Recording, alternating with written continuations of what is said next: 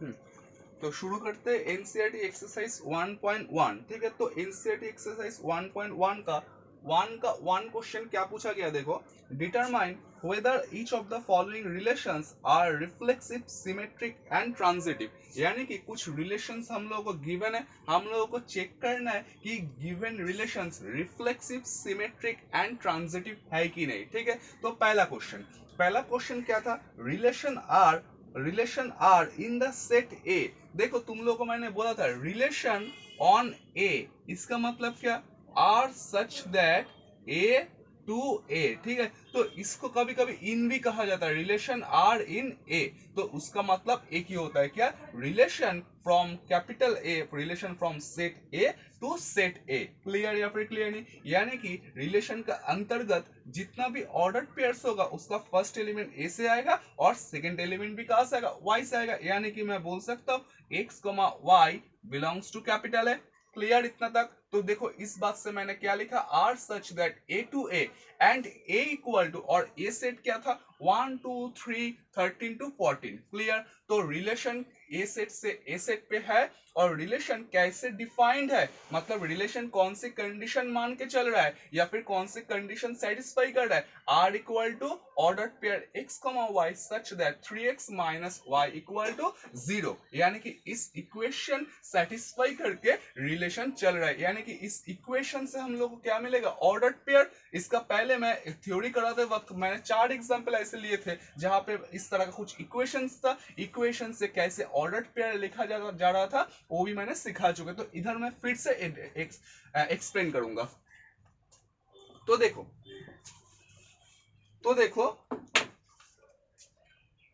अगर मैं 1 रखता हूं, ठीक है, अच्छा एक बात याद रखना, जब भी कोई रिलेशन x और y का कुछ इक्वेशन सेटिस्फाई करके चलेगा तब क्या करो, उससे पहले y की वैल्यू निकाल लो। यानी कि मैं क्या निकालूंगा, such that y equal to 3x। ठीक है, अच्छा y की वैल्यू निकाल लो फिर रिलेशन निकालो। तो देखो x कहां से आएगा, a से, y भी कहां से आएगा, a से, क्योंकि देखो a टू a, तो x a से आएगा, y भी a से। तो देखो x की वैल्यू रखूंगा y की वैल्यू मिलेगा। तो देखो x की वैल्यू क्या होगा 1, 1 रखने पे y की वैल्यू क्या मिल रहा है 3, और देखो y का वैल्यू 3, 3 तो y तो क्या a सेट से ही आएगा, और a सेट में 3 है। यानी कि फर्स्ट ऑर्डर पेयर क्या मिलेगा 1, 3। अच्छा सेकेंड ऑर्डर पेयर 2 रख रहा हो तो 2 रखने पे कितना मिला 6, 3 रखने पे कितना मिला बोलो 9। ठीक है, 4 रखने पे कितना मिला 12। ठीक है, 5 रखने पे कितना मिलेगा 3 5 सा 15। तो देखो y की वैल्यू 15 नहीं हो सकता है, यानी कि और आगे ऑर्डर पेयर नहीं मिलेगा। तो देखो रिलेशन में कितना ऑर्डर पेयर हो सकता है ये मैंने निकाल लिया। क्लियर या फिर क्लियर नहीं। अच्छा अभी देखो, तो इधर एक बात तुम लोग को याद रखना पड़ेगा, रिलेशन अगर कोई इक्वेशन मान के चल रहा है या फिर कोई इक्वेशन सेटिस्फाई करके चल रहा है तो उधर से पहले क्या करो, y की वैल्यू निकाल लो। तो मैंने y की वैल्यू निकाल के मैंने इस ऑर्डर रिलेशन भी निकाल लिया इन कितना, और in order order pair form. Clear, या फिर रोस्टर फॉर्म। ठीक है, ऑर्डर पेयर फॉर्म बोलना गलत है, रोस्टर फॉर्म। क्लियर। अच्छा अभी एक एक करके हम लोग को चेक करना होगा कि ये जो रिलेशंस है ये relation reflexive, symmetric and transitive है कि नहीं। तो देखो रिफ्लेक्सिव होने के लिए क्या होना चाहिए था, a बिलोंग्स टू r होना चाहिए for all small a belongs to capital है। तो देखो इधर क्या क्या होना चाहिए था 1 1 2 2 3 3 अप टू 14 14। तो देखो उधर को एक भी ऐसा एलिमेंट नहीं है जो अपना साथ ऑर्डर पेयर नहीं बना रहा है। ठीक है, हालांकि क्या होता है अगर सब है लेकिन एक भी एलिमेंट मिस हो गया तभी ये ऑर्डर रिलेशन रिफ्लेक्सिव नहीं होता, लेकिन इधर क्या एक भी ऐसा नहीं है। ठीक है, तो मैं क्या लिखूंगा कि R is since a does not belongs to R for any के किस लिए लिख रहा हूं, देखो एक भी ऐसा ऑर्डर पेयर नहीं 1 1 2 2, तो इसलिए लिख रहा for any. Clear, for any small A belongs to capital. देखो एक एक एक किसी भी एलिमेंट के लिए ऐसा हम लोग को नहीं मिला। ठीक है, तो therefore R is not reflexive. ठीक है, R इज नॉट रिफ्लेक्सिव। ठीक है, उसका बाद सिमेट्रिक चेक करूंगा, तो सिमेट्रिक होने के लिए क्या होना चाहिए था a b belongs to R, implies क्या होना चाहिए b a belongs to R। तो देखो इधर 1 3 है तो क्या होना चाहिए 3 1, तो 3 1 है नहीं, यानी कि आर क्या है बोलो सिमेट्रिक भी नहीं है। तो again A comma B belongs to R does not implies या फिर implies A comma B does not belongs to R. Clear? For example, एक एग्जाम्पल शो कर दो 1,3 belongs to R implies 1,3 does not belongs to R. Clear? So therefore R is not symmetric. Clear? तो इतना तक पहले लिख लो, उसके बाद नीचे लिखूंगा ट्रांजिटिव, तो मैं ये रब करूंगा तो तुम लोग वीडियो पॉज करके पहले रिफ्लेक्सिव और सिमेट्रिक लिख लो। हाँ अच्छा, उसका बाद क्या बोलो ट्रांजिटिव। तो ट्रांजिटिव होने के लिए क्या होना चाहिए A comma B belongs to R and B comma C belongs to R होता है, तो क्या करना होना चाहिए बोलो A comma C belongs to R होना चाहिए। तो देखो इधर 1 3 है और 3 9, देखो 3 से खत्म हो रहा है 3 से 9 हो रहा है, तो पहले मैं इन दो ऑर्डर पेयर को लूंगा। ठीक है, तो क्या होना चाहिए 1,9 होना चाहिए जो रिलेशन में देखो नहीं है। ठीक है, इसका मतलब क्या आर क्या इज नॉट ट्रांजिटिव, तो लिख लेते हैं।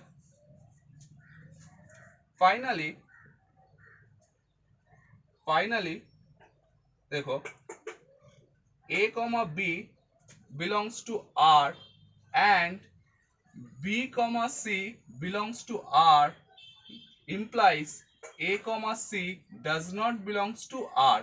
For example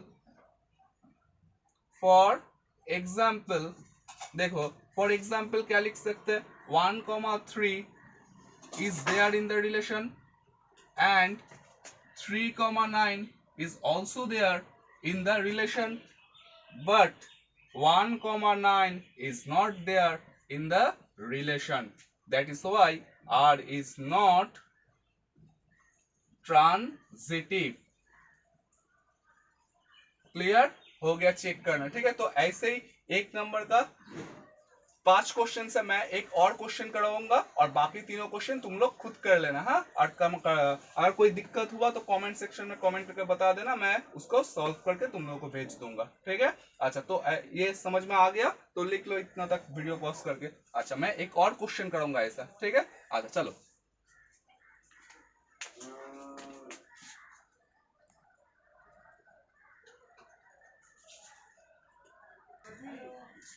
अच्छा, इसका बाद क्वेश्चन नंबर 1 का 4। तो 1 का 4 क्या था रिलेशन डिफाइंड इन जेड, इसका मतलब कि आर जेड टू जेड होगा where Z is the set of integers, where Z is the set of integers. Clear? अच्छा, और रिलेशन कैसे डिफाइंड था R equal to x comma Y such that X minus Y is an integer. Clear? तो मतलब क्या x और y इन दोनों का डिफरेंस अगर एक इंटीजर होता है तो x, y क्या होगा रिलेशन का अंतर्गत होगा। तो रिलेशन का अंतर्गत होने के लिए कौन सा कंडीशन मान के चलना पड़ेगा कि उन दो एलिमेंट का डिफरेंस क्या हो एक इंटीजर। क्लियर या फिर क्लियर नहीं? तो अभी देखो अगर सेट ऑफ ऑल इंटीजर्स, तो देखो ऑल इंटीजर्स मतलब क्या 0 1 2 3 4 एंड जीरो के बाई तरफ क्या होगा 0 -1 -2 -3 -4 एंड सो ऑन। तो देखो मैंने अगर सोचा कि x का वैल्यू 1 रख दिया और y का वैल्यू सपोज 2 रख दिया, तो 1 - 2 कितना होता है -1 जो क्या है एक इंटीजर। उसके बाद क्या रख सकते हो 1 3, 1 - 3 करने से क्या होगा -2, वो भी एक इंटीजर है। 1 ऐसे 1 - 4 1 - 5 मतलब कौन सा ऑर्डर पेयर मिलेगा 1 और 1 2 1 1 भी मिलेगा क्योंकि 1 - 1 क्या होता है 0। तो 1 1 1 2 1 3 1 4 1 5 ऐसे 1 के लिए ही खत्म नहीं होगा। उसके बाद क्या होगा सोचो कि 2 रख दिया, इसके बाद 1 रख दिया, 2 - 1 क्या होता है 1, वो भी एक इंटीजर है। 2 - 2 वो भी क्या है 0 इंटीजर। इसका मतलब क्या आर जो रिलेशन होगा वो रिलेशन में क्या होगा इनफाइनाइट ऑर्डर पेयर। तो इसीलिए पहली क्वेश्चन की तरह मैं इधर ऑर्डर पेयर नहीं निकालूंगा। ठीक है, तो पहले तुम लोगों को ये समझना पड़ेगा कब ऑर्डर पेयर निकालो कब नहीं निकालो। तो देखो इसका पहले जो एक क्वेश्चन था उधर क्या था, जो सेट था वो सेट क्या था 1 2 3 अप टू 14, मतलब क्या 14 एलिमेंट्स। तो वो सेट क्या था, फाइनाइट सेट। तो फाइनाइट सेट करते वक्त मैंने क्या करूंगा, हम लोग क्या करेंगे कि रिलेशन में जो भी और जितना भी ऑर्डर पेयर्स आना चाहिए वो ऑर्डर पेयर्स लिख लूंगा, और जब सेट क्या होगा एक इनफाइनाइट, तब हम लोग रिलेशन में जो ऑर्डर पेयर्स आएगा वो नहीं निकालूंगा, क्योंकि वो लिखना पॉसिबल नहीं है क्या, क्योंकि वो रिलेशन क्या होगा इनफाइनाइट सेट। ठीक है, तो तब जाके क्या करूंगा, क्योंकि इसका पहले समझा चुके कि रिलेशन जब क्या होगा, जो सेट था वो अगर फाइनाइट होता तो क्या कर किया था, अभी समझाऊंगा। अगर सेट इनफाइनाइट है तो तब क्या करूंगा। हालांकि कोई इस एक्सरसाइज में क्वेश्चन इस तरह का मिलेगा, मतलब relation is defined on a set which is infinite, यानी कि इनफाइनाइट सेट के ऊपर कोई रिलेशन डिफाइंड है तो उसको कैसे चेक करो, वो रिफ्लेक्सिव, सिमेट्रिक एंड ट्रांजिटिव है। समझ में आ रहा है कि नहीं, तो चलो एक एक करके चेक करते हैं। तो पहला है रिफ्लेक्सिव, रिफ्लेक्सिव ठीक है।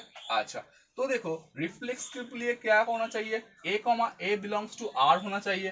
तो देखो, तो रिफ्लेक्सिव में पहले क्या चेक करना, देखो जो कंडीशन है उस कंडीशन में x की जगह a, y की जगह a रख दो। मतलब देखो इधर अगर a, शो करना चाहता हो यानी कि x की जगह a रख के और y की जगह a रख के देखना पड़ेगा। तो देखो a माइनस a क्या होता है 0, और उसका बाद जो था वो लिख दो। तो is an integer, is an integer। अभी वेरीफाई करो whether this statement is true or false। तो a माइनस a कितना मिला 0, और 0 क्या है एक इंटीजर। तो इधर लिख दो बाद में which is true, ठीक है, और सामने एक सिंस लगा दो। तो मैंने क्या बोला, जो कंडीशन रहेगा उस कंडीशन में x की जगह a एंड y की जगह a रख दो। ठीक है, तो वैल्यू, तो उसका बाद जो स्टेटमेंट था उस स्टेटमेंट लिख लो। तो अभी वेरीफाई करो कि जो स्टेटमेंट तुम लिखे वो स्टेटमेंट सही है या गलत। अगर सही है इसका मतलब क्या, देखो a की जगह 1 रखा तो 1 माइनस 1 0 होगा, 2 माइनस 2 0 होगा, 3 माइनस 3 0 होगा, 4 माइनस 4 0 होगा। ऐसे देखो a हमेशा क्या करेगा, a के साथ ऑर्डर पेयर बनाएगा। मतलब मैं लिख सकता हूँ a belongs to r for all small a कहां से आएगा, z से आएगा। क्लियर, तो this implies r is reflexive. Clear या फिर क्लियर नहीं, आर इज रिफ्लेक्सिव। ठीक है, तो ये वाला समझ में आ गया। तो फिर से मैं बोल रहा हूँ रिफ्लेक्सिव कैसे चेक करना है, जो रिलेशन में जो कंडीशन रहेगा उस कंडीशन में x की जगह a, y की जगह a रख दो। ठीक है, अच्छा तो a रखने के बाद जो स्टेटमेंट था वो जो कंडीशन था वो लिख लो। उसके बाद चेक करो कि स्टेटमेंट ट्रू है या फॉल्स है। ठीक है, अगर ट्रू हो गया तो ऐसा लिख दो, अगर फॉल्स हो गया तो लिखो does not belongs to R. उसका क्या होगा, in that case R is not reflexive. ठीक है, तो रिफ्लेक्सिविटी चेक हो गया। ठीक है, तो रिफ्लेक्सिविटी इधर लिख लेना रिफ्लेक्सिविटी। ठीक है, तो रिफ्लेक्सिविटी चेक हो गया। उसके बाद क्या चेक करूंगा, सिमेट्रिक एंड ट्रांजिटिव। ठीक है, तो सिमेट्रिक चेक करता हूं। ठीक है, सिमेट्रिक, तो सिमेट्रिक क्या पहले काम क्या करना, let a comma B belongs to R, ये चीज पहले एश्यूम कर लो। मतलब मैं मान लिया ये ऑर्डर पेयर रिलेशन का अंतर्गत है। तो देखो अगर x y रिलेशन का अंतर्गत है तो वो कौन सा कंडीशन मान के चल रहा है, x minus Y is an integer. तो a B belongs to R होता है, तो इसका मतलब क्या होगा, जरूर a minus B is an integer रहा होगा। क्लियर या फिर क्लियर नहीं, ठीक है। अच्छा अभी देखो अगर 2 एक इंटीजर होता है तो माइनस 2 भी क्या होगा, एक इंटीजर ही ना होगा। समझ में आ रहा है ना, देखो 2 और इन दोनों में डिफरेंस क्या है, एक माइनस का। तो माइनस एक 2 का साथ यानी कि एक इंटीजर का साथ मैंने क्या किया, एक माइनस मल्टीपल कर दिया, तब क्या मिला -2। तो -2 भी क्या है, एक इंटीजर, यानी कि एक इंटीजर का साथ अगर एक माइनस में मल्टीपल कर दो तो वो इंटीजर ही रहेगा। तो देखो a माइनस बी और b माइनस ए, इन दोनों में अंतर किस चीज का होगा, एक माइनस का। मतलब मैं कह सकता हूँ b minus A is an integer. Clear, तो मैं बोल सकता हूँ b कॉमा, देखो x माइनस वाई अगर इंटीजर होता है तो b x कॉमा वाई क्या होता है, बिलोंग्स टू r। तो b कॉमा a क्या होगा, बिलोंग्स टू r। तो therefore r is symmetric. Clear या फिर क्लियर नहीं? ठीक है, तो ये वाला चीज समझ में आ गया।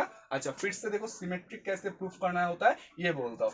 को पहले मान लो कि let A comma B belongs to R, ठीक है। उसके बाद देखो कंडीशन क्या था, कंडीशन लिख लो। उसके बाद दोनों को देखो मैंने क्या कर दिया, ए की जगह बी की जगह ए रख दिया। तो तुम लोग को ऐसे इंटरचेंज करना है, ठीक है। तो b माइनस ए बी क्या होता है, एक इंटीजर। तो अगर b माइनस ए इंटीजर होता है तो x माइनस वाई अगर इंटीजर होता है तो x comma Y belongs to r होता है। तो इससे क्या लिख सकते हो, b comma A belongs to r। इसका मतलब क्या, r इज सिमेट्रिक, ठीक है। तो ऐसा हो गया। तो तुम लोग पहले लिख लो इतना तक, ठीक है। वीडियो पॉज करके लिख लो, उसके बाद मैं ट्रांजिटिव चेक करवाऊंगा।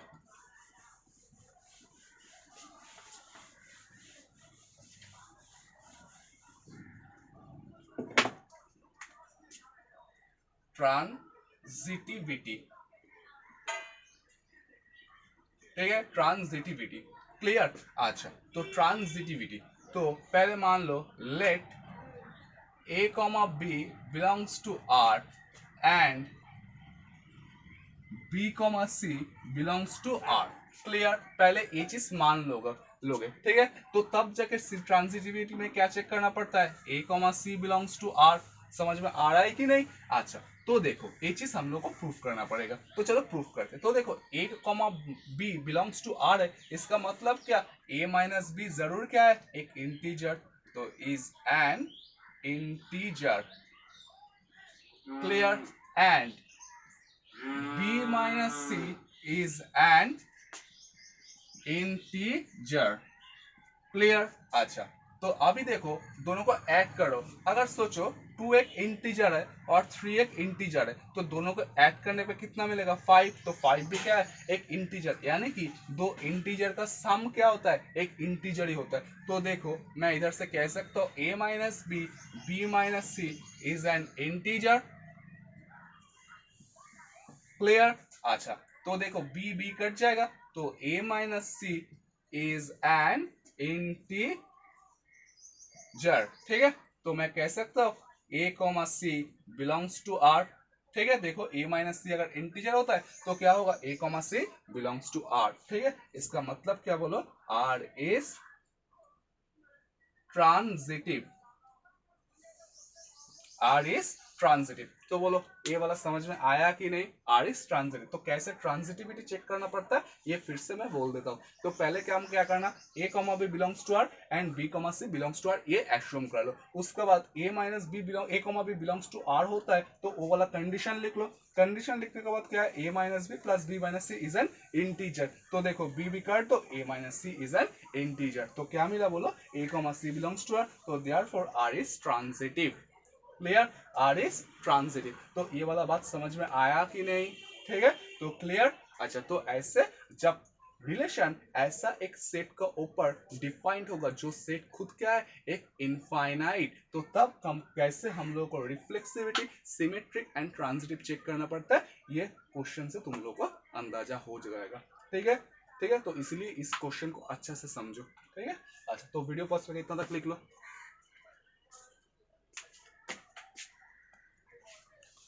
अच्छा, इसका बाद क्वेश्चन नंबर 2। तो क्वेश्चन नंबर 2 पे क्या पूछा गया, देखो, R show that the relation are in the set R of real numbers. तो आर क्या है, रियल नंबर्स का आर जो रिलेशन था वो आर के ऊपर डिफाइंड है, और आर क्या है, सेट ऑफ रियल नंबर। समझ में आ गया ना? तो ये आर क्या डिनोट करता है, रिलेशन, और ये आर क्या डिनोट करता है, सेट ऑफ रियल नंबर्स। तो आर डिफाइंड ऑन आर, इसका मतलब क्या, दिस एंड रिलेशन कैसे डिफाइन था, ऐसे। Clear? A comma B such that A less than or equal to कितना बोलो, बी स्क्वायर। तो अभी तुम लोगों को क्या प्रूफ करना है, is neither reflexive nor symmetric nor transitive. तो ये जो रिलेशन था is neither reflexive nor symmetric nor transitive. Clear या फिर क्लियर नहीं? ठीक है, तो इस चीज को हम लोगों को प्रूफ करना होगा। अच्छा, तो देखो एक बात, आर इक्वल टू था ये वाला, क्लियर या फिर क्लियर नहीं? अच्छा, अभी देखो हम लोग को चेक करना पड़ेगा कि ये सेट रिफ्लेक्सिव, सिमेट्रिक और ट्रांजिटिव। क्लियर? अच्छा, तो पहले रिफ्लेक्सिविटी चेक करता हूं। रिफ्लेक्सिविटी चेक करता हूं। तो रिफ्लेक्सिविटी चेक करने के लिए पहले क्या करना पड़ेगा, ठीक है। अच्छा, तो मैंने क्या बोला था एक कंडीशन में ए की जगह ए रख दो, क्लियर। तो देखो A less than or equal to A square, ऐसा होगा कि नहीं। अभी देखो ये सही है या गलत है, तो एक एग्जाम्पल लेता हूं मैंने। मान लो लेट फॉर एग्जाम्पल, देखो इससे समझ में नहीं आ रहा, एक एग्जाम्पल लेता हूं। ए इक्वल टू 2 या फिर ए इक्वल टू हाफ ले लो, ए इक्वल टू हाफ लो।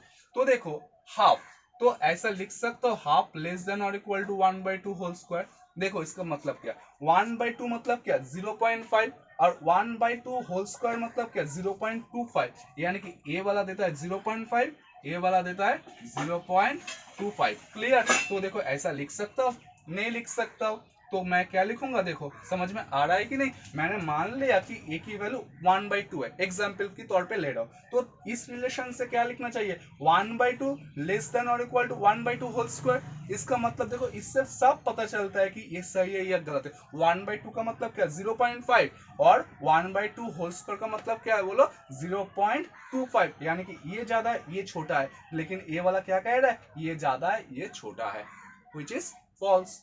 तो इसका मतलब क्या, विच इज फॉल्स, ठीक है। मतलब देखो इज नॉट ट्रू, मतलब ये हमेशा सही नहीं होगा, is not true for all small A belongs to कितना आर, ठीक है। तो this implies A comma A does not belongs to R, clear. For all small A belongs to कितना बोलो आर। तो इधर पे लिख दो therefore R is not reflexive, और उसके बाद ये एग्जांपल शो कर दो, ठीक है। तो इधर पे लिख देना हाँ आर इज नॉट रिफ्लेक्सिव, ठीक है। अच्छा तो ये वाला समझ में आ गया। तो पहले रिफ्लेक्सिविटी ले लो, उसका बाद मैं चेक कर पाऊंगा सिमेट्रिक एंड ट्रांजिटिव, ठीक है। तो मैं रब कर देता हूँ, तो वीडियो पॉज करके पहले इतना तक लिख लो, और इधर लिख देना आर इज नॉट रिफ्लेक्सिव, ठीक है।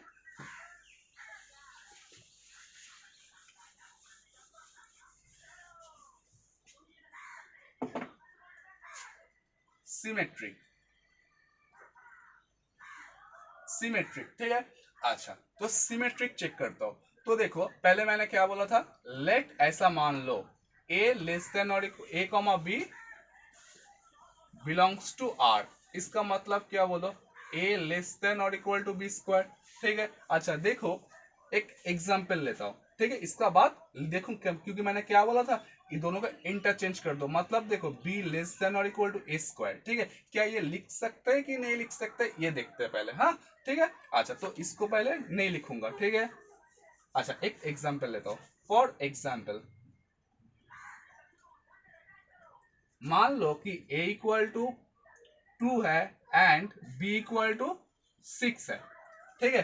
तो देखो क्या लिख सकता हो, पहले इसको लिखना पड़ेगा 2 less than or equal to 6 square, मतलब देखो 2 36 से छोटा है, कोई दिक्कत नहीं। अभी देखो तो इसका मतलब ये लिखना चाहिए 6 less than or equal to 2 square, दोनों को इंटरचेंज करना पड़ेगा। तो देखो 6 less than or equal to 2 square मतलब क्या 6 4 से क्या है बोलो छोटा है, ये रिलेशन क्या है, सॉरी ये इनइक्वेशन कह रहा है, लेकिन असल में क्या है 6 4 4 से क्या है ग्रेटर है। तो मैंने इधर क्या लिख दूंगा, which is not true। तो इधर पे क्या लिख दूंगा बोलो, implies a, सॉरी इधर क्या लिखना पड़ेगा b less than or equal to a square, ठीक है, which is not true। या फिर ऐसे लिख दो, काट दो, ऐसा था, ठीक है, ऐसा काट दो। इसका मतलब क्या बोलो b कॉमा, या फिर ऐसे भी लिख सकते हो b less than or equal to A square, तो इधर काट दो। मतलब क्या a less than or equal to B square होने से b less than or equal to A square होगा, इस बात का कोई गारंटी नहीं है। इसका मतलब क्या बोलो b comma a does not belongs to r, ठीक है। तो therefore r is not symmetric, clear, R is not symmetric, clear या फिर क्लियर नहीं। तो एग्जाम्पल समझ में आ गया कि नहीं, या फिर विच इज नॉट ट्रू करके तुम लोग ऐसा कर दो, इधर पे भी ऐसा कर दो, ठीक है। तो सिमेट्रिक चेक हो गया, तो सिमेट्रिक चेक हो गया, उसका बाद मैं ट्रांजिटिव चेक करवाऊंगा। तो तुम लोग पहले वीडियो पॉज करके सिमेट्रिक लिख लो।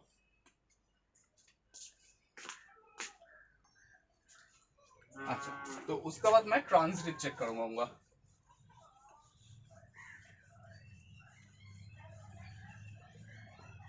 ट्रांजिटिव,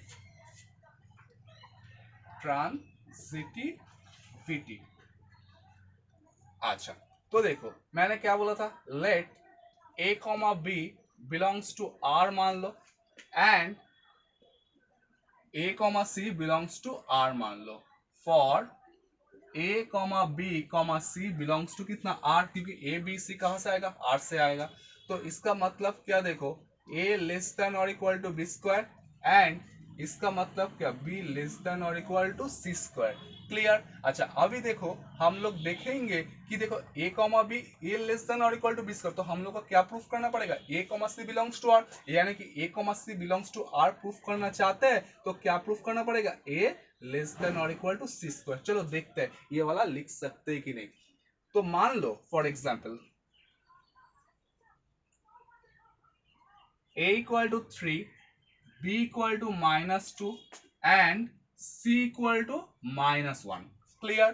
तो देखो पहले ये चीज लिख सकते कि नहीं लिख सकते, देखते हैं। 3 less than or equal to -2 whole square, देखो ये सही है गलत है, 3 less than or equal to 4 सही है, एंड और दूसरा क्या लिखना पड़ेगा, -2 less than or equal to -1 का होल स्क्वायर। तो देखो -2 और ये वाला क्या देगा, +1, तो -2 तो 1 से छोटा है, समझ में आ रहा है कि नहीं। तो इधर से क्या लिखना चाहिए था, 3, ठीक है 3, ठीक है less than or equal to -1 का स्क्वायर। तो देखो ये लिख सकते हैं 3 1 से क्या हो गया, छोटा हो गया, समझ में आ रहा है कि नहीं। तो ये तो नहीं लिख सकते, तो इधर भी क्या कर दूंगा, ऐसा था काट दूंगा। क्लियर। तो इधर क्या होगा बोलो, ऐसे काट दो। क्लियर या फिर क्लियर नहीं, समझ में आ गया कि नहीं। तो therefore A comma C does not belongs to R, इसका मतलब क्या बोलो, आर इज नॉट ट्रांजिटिव। समझ में आया कि नहीं। तो ये वाला हो गया ट्रांजिटिविटी शो करना। क्लियर। तो ऐसे reflexive, symmetric and transitive show कर दिया। क्लियर या फिर क्लियर नहीं। तो ये वाला लिख लो वीडियो पॉज करके।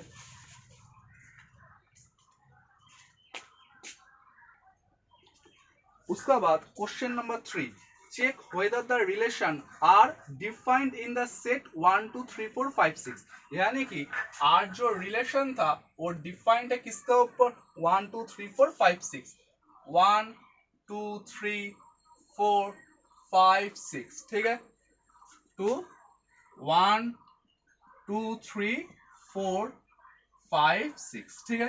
तो R defined on this set. अच्छा, उसका बाद क्या बोला, एस आर इक्वल टू, तो आर अभी कैसे डिफाइंड है वो चीज बोल रहा है। आर इक्वल टू क्या था बोलो, A comma B, B equal to A plus 1, A comma B such that B equal to कितना, ए प्लस 1। क्लियर या फिर क्लियर नहीं। ठीक है, इस रिफ्लेक्सिव, सिमेट्रिक और ट्रांजिटिव। तो अभी क्या चेक करना पड़ेगा कि ये रिफ्लेक्सिव, सिमेट्रिक एंड ट्रांजिटिव है कि नहीं। तो चलो रिफ्लेक्सिव चेक करते हैं, रिफ्लेक्सिविटी। ठीक है। अच्छा, तो मैंने क्या बोला था, कंडीशन क्या था, B equal to A plus 1। तो चलो इस पे ए लिख देते हैं, A equal to A plus 1। तो देखो A equal to A plus 1, मान लो कि ए की वैल्यू 2 है, तो इस जगह क्या देगा, राइट हैंड साइड 3 देगा, तो 2 नॉट इक्वल टू 3। इसका मतलब क्या, व्हिच इज नॉट ट्रू। ठीक है। तो therefore a comma a belongs, does not belongs to r for any small a belongs to, क्या बोलो ये वाला 1 2 3 4 5 6। क्लियर या फिर क्लियर नहीं। फॉर एनी किसने लिखा, कभी ऐसा एक भी एलिमेंट तुम दे सकते हो जिसके लिए कंडीशन मान सेटिस्फाई होगा, कोई भी नहीं होगा। ठीक है, कुछ, ठीक है, इसलिए फॉर एनी लिखा। ठीक है, उसका बाद सिमेट्रिक चेक करते हैं। तो सिमेट्रिक के लिए क्या, मैंने क्या बोला था, let A comma B belongs to R and, sorry ये पहले लिखूंगा, तो इधर से क्या मिलेगा बोलो, इस कंडीशन को ध्यान में रखते हुए B equal to A plus 1। ठीक है, मतलब सोच लो कि ए इक्वल टू 2 है, बी इक्वल टू 3 है। ठीक है, for example A equal to 2 and B equal to 3 है। तो इधर से क्या लिख सकते हो बोलो, 3 इक्वल टू 2 प्लस 1। क्या ए भी लिख सकता है 2 इक्वल टू 3 प्लस 1, क्योंकि देखो दोनों को तो इंटरचेंज करना पड़ेगा, तो दोनों को अगर इंटरचेंज कर दिया तो 2 इक्वल टू 3 प्लस 1 ए नहीं लिख सकते, ऐसा हो गया। तो does not implies A equal to B plus 1। Clear? तो therefore B comma A does not belongs to R, that implies R is not symmetric। ठीक है, तो रिफ्लेक्सिविटी चेक हो गया, सिमेट्रिक चेक हो गया। तो वीडियो पॉज करके इतना तक लिख लो, उसका बाद मैं ट्रांजिटिव शो करूंगा। ठीक है, चलो उसके बाद मैं ट्रांजिटिविटी शो करता हूं। हाँ,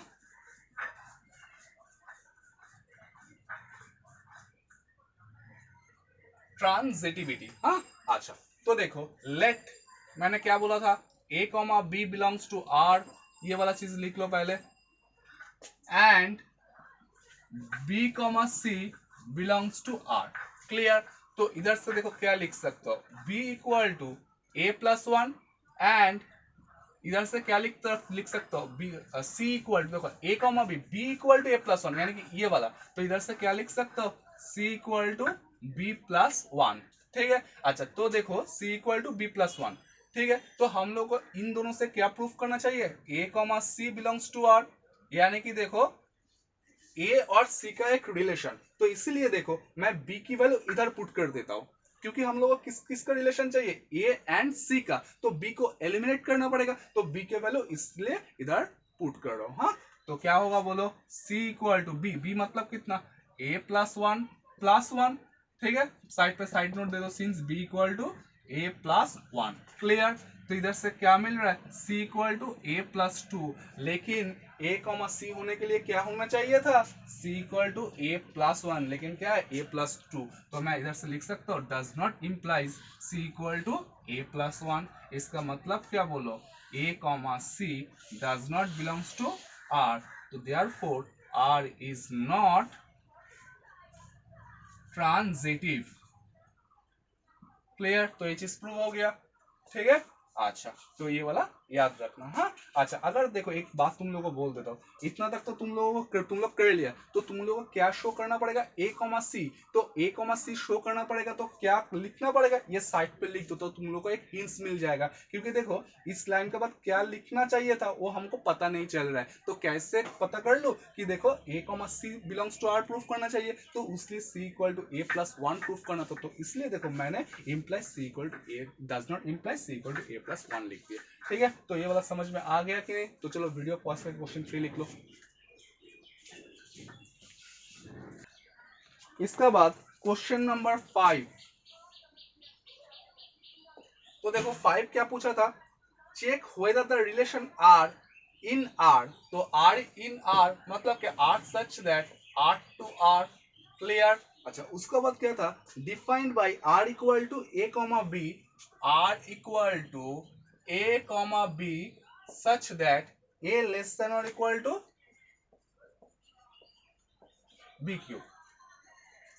अच्छा A less than or equal to कितना बोलो, B cube. A less than or equal to कितना बोलो, बी क्यू। ठीक है, अच्छा अभी देखो A less than or equal to क्या था बोलो, बी क्यू।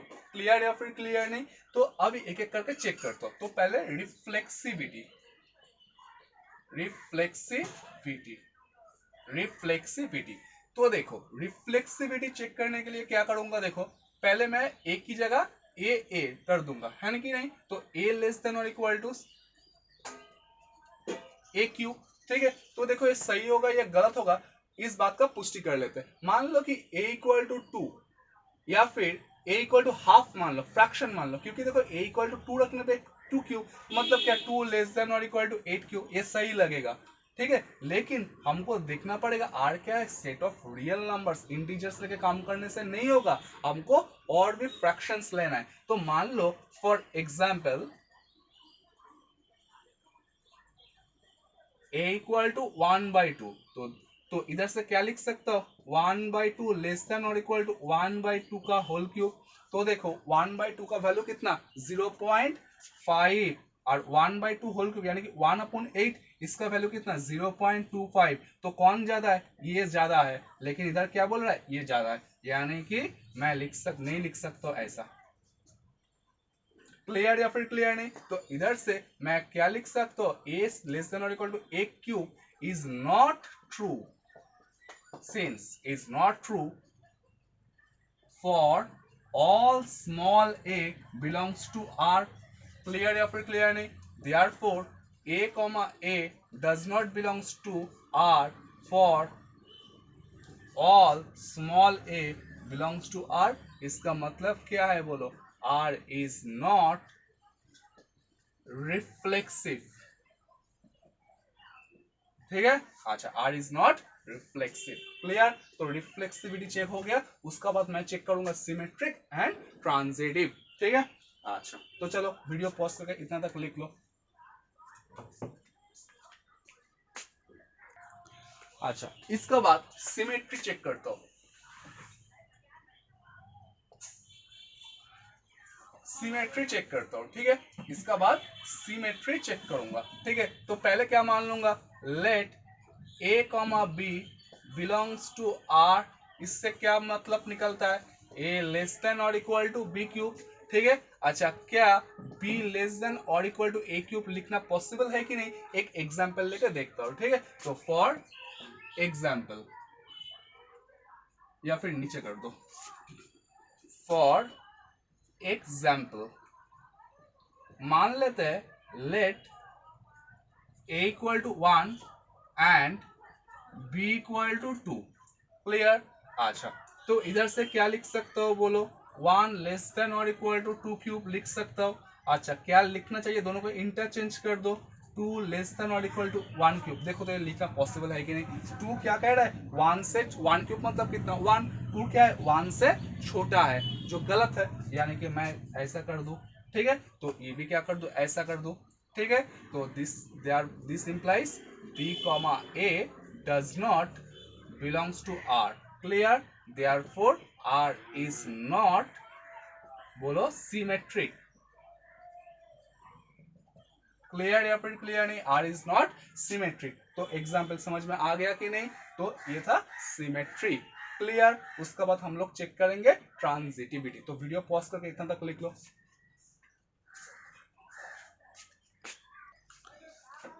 अच्छा, चलो ट्रांजिटिविटी चेक करते हैं। तो let a comma b belongs to R and b comma c belongs to R।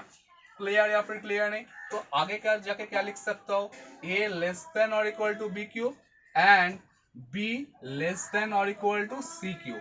Clear या फिर क्लियर नहीं? तो देखो हम लोग क्या लिखना चाहिए, a comma c belongs to r, ये शो करना पड़ेगा। तो इसके लिए क्या लिखना पड़ेगा, a less than or equal to c cube. तो चलो देखते हैं, इस बात का पुष्टि कर लेते हैं, क्या ये लिख सकते हैं कि नहीं। तो फॉर एग्जाम्पल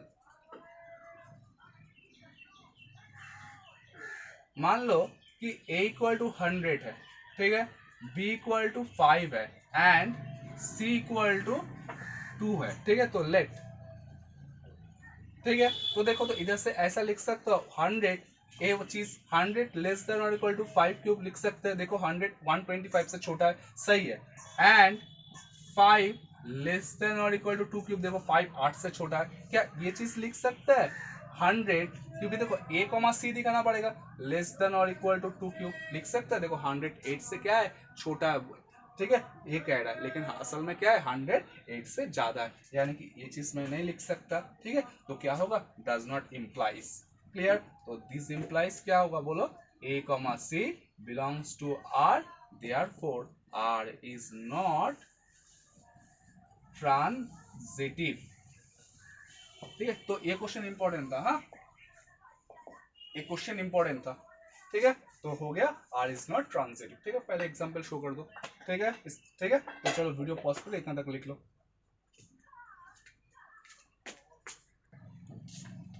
अच्छा, क्वेश्चन नंबर 6, क्वेश्चन नंबर 6 क्या कह रहा है, देखो, show that the relation are in the set 1 2 3। तो आर इन द सेट 1 2 3, 2 क्या कह रहा है, 1 2 3। ठीक है, and given by R equal to, क्या कह रहा है, 1 2 2 1। ठीक है, तो बोल रहा है अभी is show that the relation are in the set A symmetric but neither reflexive not transitive. मतलब क्या है, ये सिमेट्रिक है लेकिन ये रिफ्लेक्सिव भी नहीं है, ट्रांजिटिव भी नहीं है। एकदम आसान क्वेश्चन। क्या होगा देखो, देखो रिफ्लेक्सिव होने के लिए क्या करना चाहिए, A comma A belongs to R होना चाहिए। ठीक है, तो इधर देखो एक भी ऐसा नहीं है, तो क्लियरली क्या लिख सकता हो, a comma a does not belongs to R for any small a belongs to 1 2 3, तो therefore R is not reflexive। Clear, reflexive check हो गया। उसके बाद सिमेट्रिक चेक करूंगा तो रिफ्लेक्सिव हो गया, रिफ्लेक्सिविटी। हाँ अच्छा, उसका बाद सिमेट्री। ठीक है, तो let A comma B belongs to R. अच्छा इधर तो लेट करने का जरूरत नहीं क्योंकि रिलेशन तो पता है। ठीक है, तो देखो 1,2 बिलोंग्स टू आर इम्प्लाइज, देखो 2,1 बिलोंग्स टू आर। देखो तो क्या होगा, रिलेशन आर ए सिमेट्रिक। ठीक है, उसके बाद ट्रांजिटिविटी चेक करता हूं, तो ट्रांजिटिविटी क्या होगा बोलो। देखो 1 2 है belongs to R comma 2,1 belongs to R, तो क्या होना चाहिए था, 1 1 बिलोंग्स टू आर होना चाहिए था, लेकिन क्या है, नहीं है। Therefore R is not transitive. ठीक है, तो चलो लिख लो।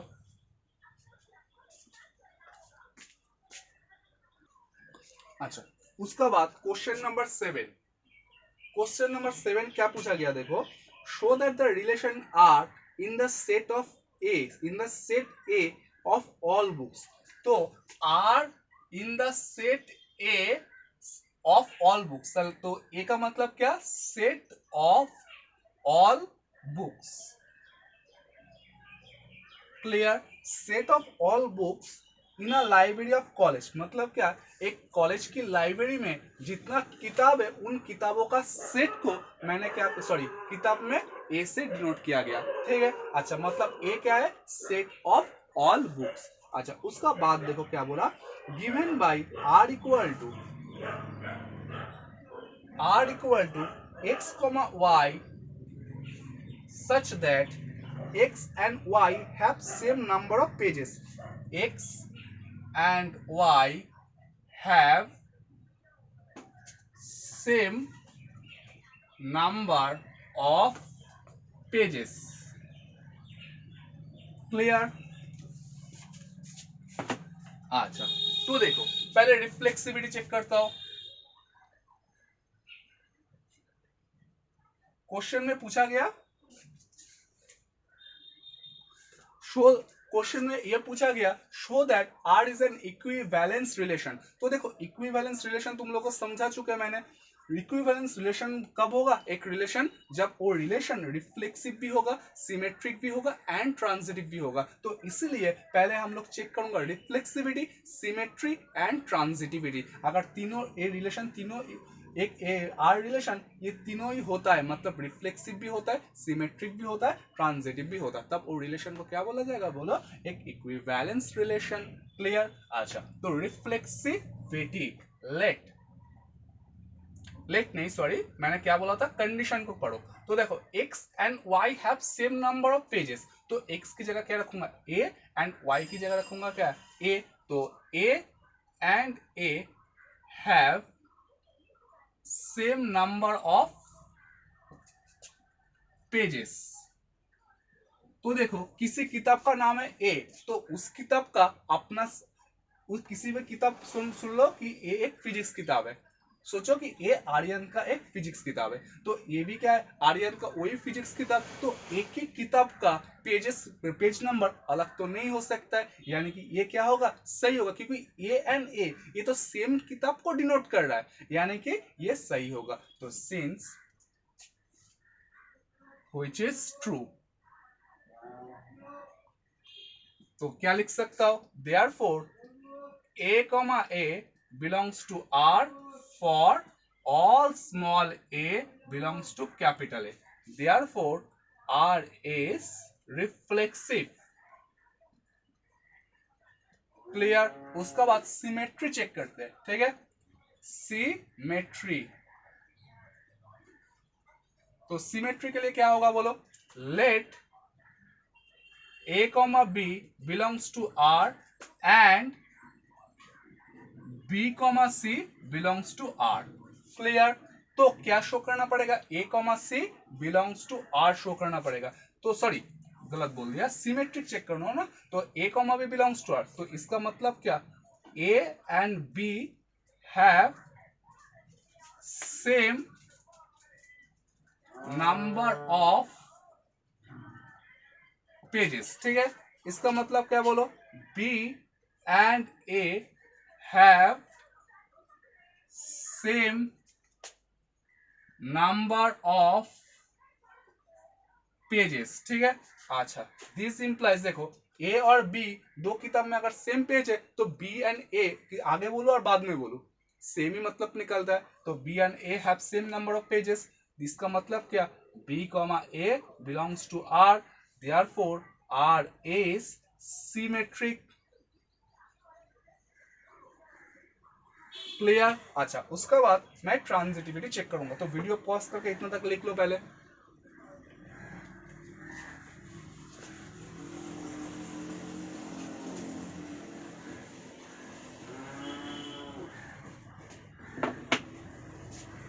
ट्रांजिटिविटी चेक करूंगा, हाँ। अच्छा, ट्रांजिटिविटी, तो let a comma b belongs to R and b comma c belongs to R। Clear. तो इधर से क्या निकलता है बोलो, a and b have same number of pages। अच्छा, इधर से क्या निकलता है बोलो, and b comma b and c have same number of pages. Clear. अच्छा, तो देखो ए और बी, मान लो कि ए किताब में 10 पेज है, बी किताब में भी क्या होगा 10 पेज। अगर देखे, क्योंकि देखो A and B have same number of pages, फिर देखो बी किताब के पास कितना पेज है 10 पेजेस, तो सी किताब का पास भी कितना होगा 10 पेजेस, यानी कि मैं कह सकता हूँ A and C have same number of pages. A and C have same number of pages, ठीक है। अच्छा, इसका मतलब क्या बोलो, a comma c belongs to R, therefore R is transitive। R is transitive, ठीक है। तो देखो मैंने क्या क्या चेक कर किया, रिफ्लेक्सिव हुआ, सिमेट्रिक हुआ एंड ट्रांजिटिव हुआ। तो चलो, तीनों होने का मतलब क्या है, R is an equivalence relation। So R is an equivalence relation। Clear. R is an equivalence relation, ठीक है। अच्छा, तो चेक हो गया ट्रांजिटिविटी, ठीक है। तो चलो वीडियो पॉज करके लिख लो। अच्छा, इसका बाद क्वेश्चन नंबर 8। तो देखो 8 में क्या पूछा गया, show that the relation R in the set A। तो R in the set A where A equal to क्या बोल दिया, A गिवन है 1 2 3 4 5, 1 2 3 4 5। Clear. where A equal to 1 2 3 4 5, R equal to A comma B such that modulus of A minus B is even। Modulus of A minus B is even. Clear. अच्छा, ये given था, is an equivalence relation, तो ये एक equivalence relation है, ये show करना पड़ेगा। अच्छा, तो चलो शो करते हैं। तो पहले रिफ्लेक्सिविटी चेक करते हैं, रिफ्लेक्सिविटी, ठीक है। अच्छा, तो मान लो रिफ्लेक्सिविटी चेक करते हैं, हाँ। अच्छा, तो ये वाला ए की जगह ए, बी की जगह भी ए रखना पड़ेगा। तो modulus of a minus b equal to 0 is even. बोलो ये सही है गलत है? 0 तो इवन है, तो विच इज ट्रू। सिंस लगा दो, therefore a comma a belongs to R for all small a belongs to capital A। ठीक है, अच्छा तो this implies R is transitive। ठीक है, अच्छा सिमेट्री चेक करता हूं। सिमेट्री तो क्या होगा, let a comma b belongs to R।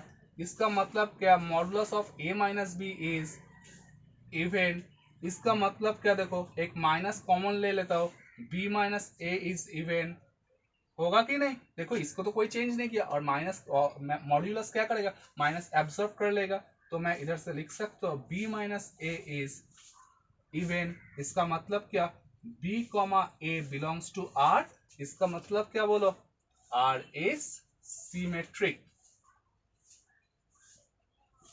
ठीक है, तो चलो रिफ्लेक्सिव चेक हो गया, सिमेट्रिक चेक हो गया, आगे क्या चेक करूंगा, ट्रांजिटिव। ठीक है, तो इतना तक वीडियो पॉज करके लिख लो।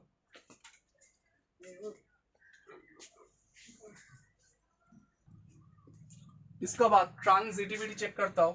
ट्रांजिटिविटी चेक करता हूं। ठीक है, तो let a comma b belongs to R and b comma c belongs to R।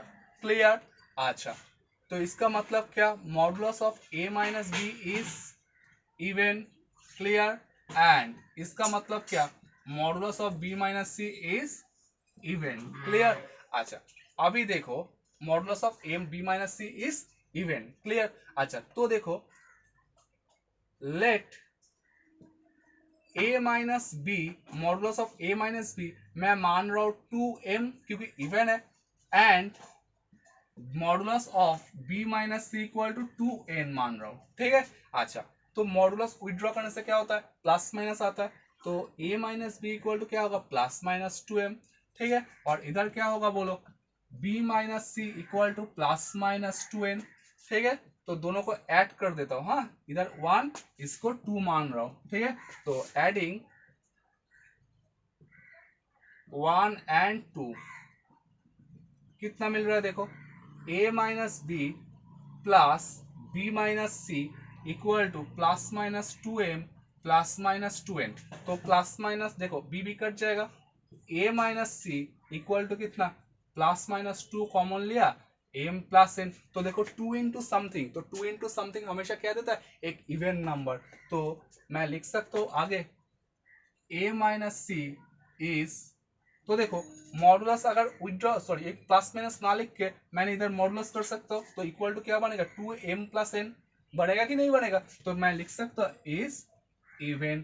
ठीक है, तो देयरफॉर क्या मिल गया, a comma c belongs to R। तो आगे क्या लिखोगे, therefore R is transitive, hence R is an equivalence relation. Clear? तो ये चीज लिख लेना। तो पहले वीडियो पॉज करके इतना तक लिख लो। ठीक है, तो ये क्वेश्चन इंपॉर्टेंट था। ठीक है, तो क्वेश्चन इधर पे खत्म नहीं हुआ, इसका एक पार्ट और है। ठीक है, अच्छा तो पहले ट्रांजिटिव इतना तक लिख के लिख दो, R is transitive, hence R is an equivalence relation. ठीक है, उसका बाद तो वीडियो पॉज करके इतना लिख लो।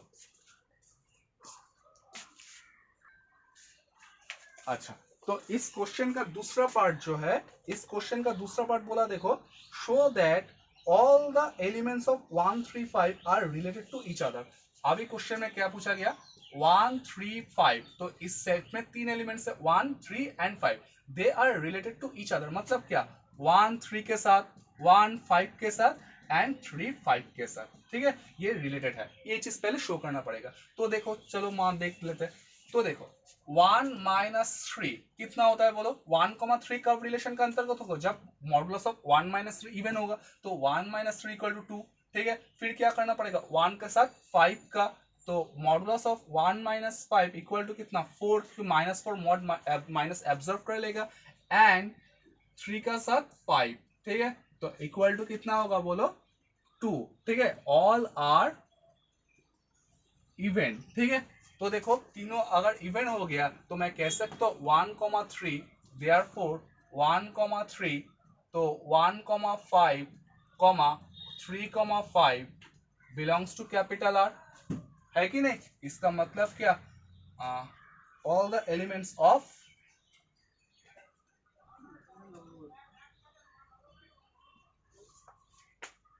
1,3,5 are related to each other। Clear, मतलब क्या 1, 3, 5 सेट का हर एक एलिमेंट क्या है, दूसरे के साथ संबंधित है। क्योंकि देखो 1, 3 बिलोंग्स टू आर, मतलब क्या 1, 3 से संबंधित है।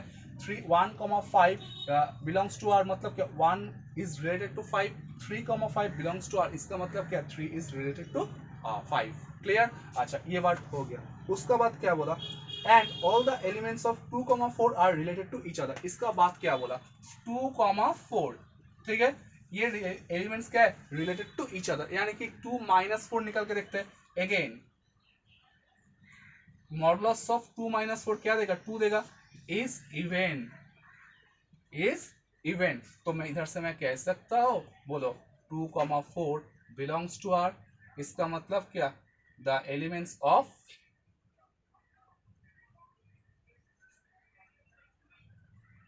2,4 आर रिलेटेड। क्लियर, अच्छा उसका बाद, ठीक है। But no element of 1, 3, 5। अच्छा इतना तक पहले वीडियो पॉज करके लिख लो, हाँ आगे चल के क्या पूछ रहा है देखते हैं। तो इतना तक वीडियो पॉज करके लिख लो। अच्छा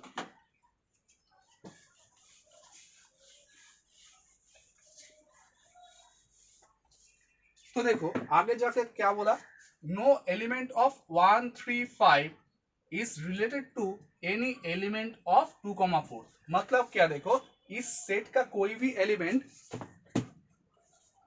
इस सेट का कोई भी एलिमेंट, इस सेट का कोई भी एलिमेंट से कोई संबंधित नहीं है, ठीक है, कोई रिलेशन नहीं है। यानी कि देखो 1 का साथ 2 का नहीं होगा, 1 का साथ 4 का नहीं होगा, 2 का 3 का साथ 2 का नहीं होना चाहिए, 3 का साथ 4 का नहीं होना चाहिए, 5 का साथ 2 का, 5 का साथ 4 नहीं होना चाहिए। तो चलो देख लेते हैं।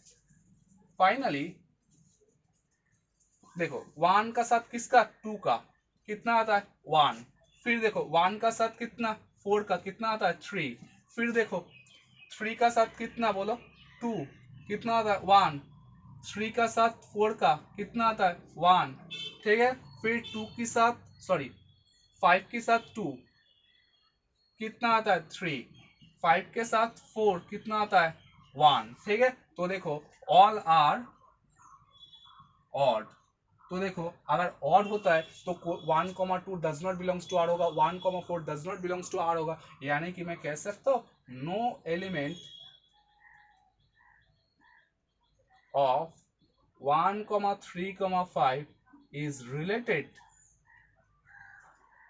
to any element of 2,4। बोलो समझ में आया कि नहीं, क्लियर, इतना तक क्लियर हो गया। अच्छा चलो, तो अगला वीडियो में मैं क्वेश्चन नंबर 9 से लेकर 16 तक करवाऊंगा, ठीक है। तो पहले क्वेश्चन नंबर 8 तक अच्छे से तुम लोग समझ लो, ठीक है, उसके बाद 9 से 16 तक देखना, ठीक है। अगर मेरा वीडियो अच्छा लगा तो जरूर दोस्तों के साथ शेयर करना, ताकि उन लोगों को भी सुविधा हो जाए, ठीक है। क्वेश्चन नंबर 1 से 8 तक समझना, ठीक है। Thank you.